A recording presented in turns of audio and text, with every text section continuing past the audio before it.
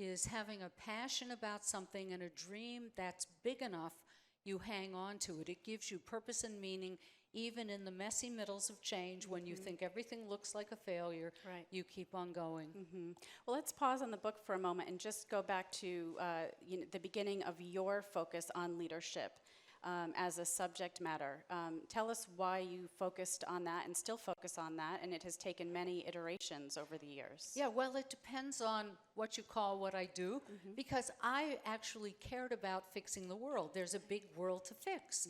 And so who's going to do it? It doesn't get better by itself. Right. In fact, there are people who want to make it worse. And so I've always had an emphasis on the end goal and not so much on just being a leader per se. And so first I had to make clear that people like me, which meant women, were capable of doing that, and I needed to encourage and inspire more to do that. I had to understand the barriers, so that was an important thing I did. Then I had to get people involved in more innovation and entrepreneurship, because that's the way you get change, thinking differently, not by doing it the same old way.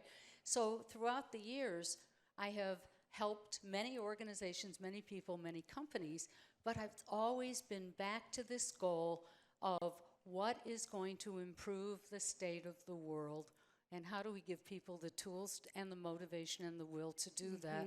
And so that's what we were doing at Harvard, and it's amazing some of what inspires people. I tell the story of a couple in Washington, D.C.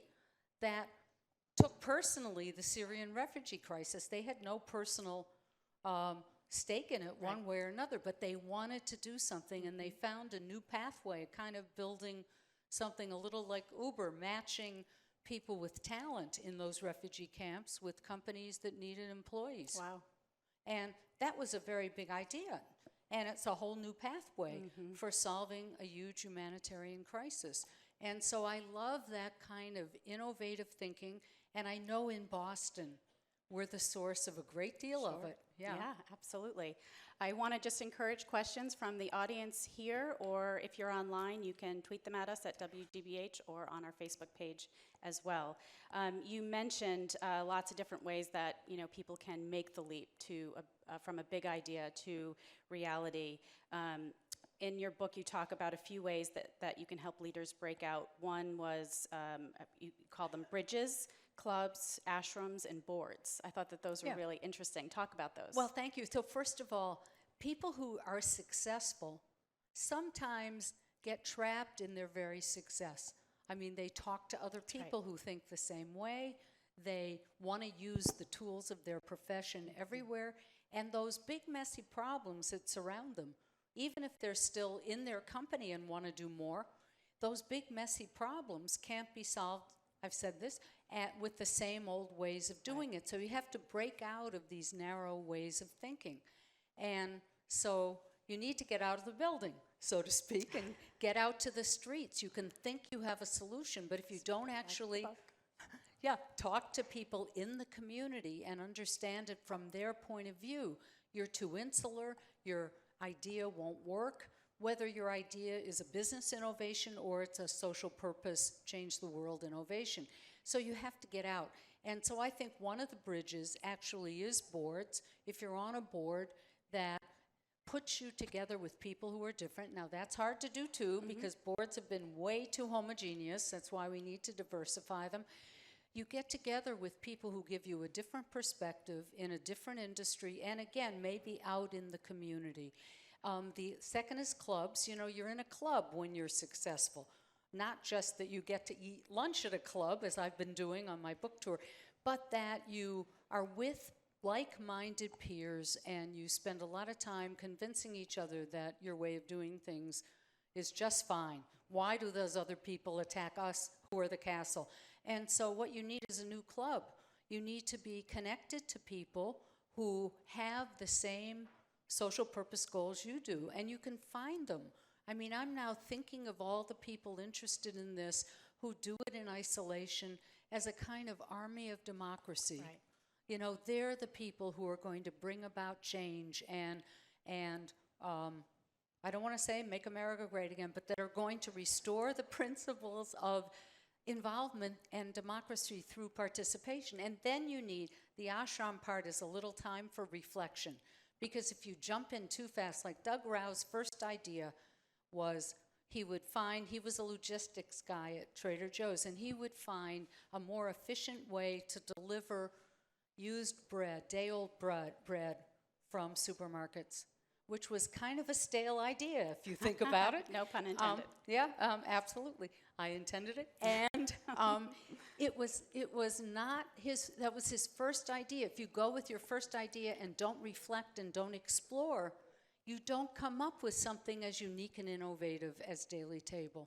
Great. We have a couple of questions here from the audience. The first one says, should you ever tell a person her idea is bad or won't work? And if so, do you do it? Oh, I tell people all the time, you've got to change that idea. I'll say, in that form it might not work, but I don't necessarily say it's a bad idea, because one of my principles is that Kanter's law, name my own law, everything can look like a failure in the middle. Right. And if you persevere, if you tweak it. But you'd have to be realistic too. I mean, great ideas need to have some demonstration that it will actually work. And I think also a revenue model, that somebody will care about this enough that they will invest in it. Mm-hmm. You talk about that messy middle in your book, and there are also some ways to sort of break out of that. Can you just talk about that for a moment? Yes, well, everything can look like a failure in the middle because you build a set of allies and then some of them get sick and they're not there anymore, or you face a crisis that you didn't know was there, like coronavirus may be disrupting an awful lot of things besides cruise ships off the coast of Japan. And so there are so many unexpected obstacles when you start to do something new and different that you have to be able to persevere and persist and tweak it and go back to your allies and remember the purpose. Remember that it's about something larger, and even if it's uncomfortable right now, we keep on going. Absolutely. Another question from the audience is, which leader in history would you enjoy talking with in person? Oh my gosh, there are so many people. I love that idea. I love that question. But in history, but one of the people that I admire greatly, there are a lot of people I'd like to talk to. And of course you've written a book about one of them who helped women get the vote. But I wish Nelson Mandela were still here. I did have the privilege of meeting him once. And talk about persistence and perseverance. That's why he came to mind. Yeah. Because he was in prison for 27 years before he came out and became president of South Africa, first democratically elected president. And so whenever I hear people say, I can't possibly stick with it, I say, find your inner Mandela. Right. We have another question from the audience. And the question says, this is from Kate, and she says, one of the topics I teach my client as a coach is to give themselves permission to lead, and that leadership looks like many different things, instead of the belief that they have to follow rules to lead and innovate. What are your thoughts? Well, certainly there are many different styles, many different ways to do that. And if you're innovating, remember that you're also being a little different in your idea. And so then it's a good idea, I think, if you have a really fresh and new idea, it's a good idea to obey the rules in nearly everything else. You don't want to try to change everything at once. That's way too radical. We're seeing it even in the political campaigns. Way too radical starts turning people off. You want to take the one thing you care about and then push that idea, but still try to, I want to say, conform or obey the rules in nearly everything else, and try to use the accepted process. I tell a story in the book about a very radical education idea. It's the 6-year high school. We're talking here in Boston about early college high school, but it's now being done across the country, starting in New York, and that's a pretty radical idea. The public schools, K through 12, with community colleges, with an employer partner. But they didn't try to change absolutely everything. They used the existing teaching structure, so they didn't try to change the unions. Right. They used the principal selection process. So if you're trying to do something really different, don't undermine it with too many side issues that you also have to argue about. Good point. One last sort of anecdote from the book that I found really interesting. Obviously, you wrote this book a while ago before we knew that Mike Bloomberg would be running for president. But you talk about Bloomberg sort of focusing at the highest level on transformative change. I mean, for him, of course, it was cities, how to transform cities, right? But also focused on issues like those big intractable issues like gun control and poverty and so forth. Can you just talk a little bit about what those qualities are, or how he in particular has been able to dial in to try to solve not just one but several of those big gnarly changes? So he is definitely a tri-sector person. Yeah. I mean, he had to have all of these interests while he was building his company. Very entrepreneurial. His company was very innovative in lots of ways, and it was one of the first, even in culture, to have the totally open office system. So he cared about input from the people. Not everybody loves open offices, but he was a pioneer. And then he decided to run for mayor.